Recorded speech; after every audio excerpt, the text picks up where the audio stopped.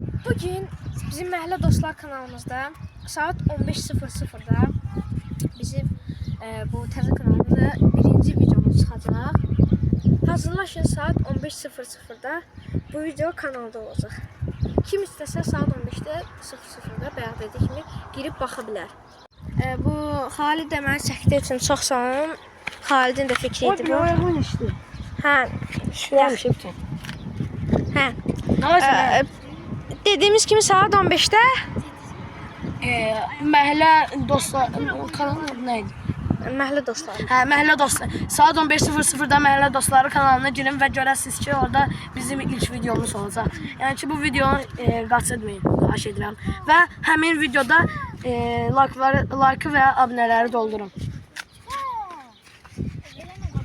Siz nə iş görürsünüz burada? Ay, neyinirsən?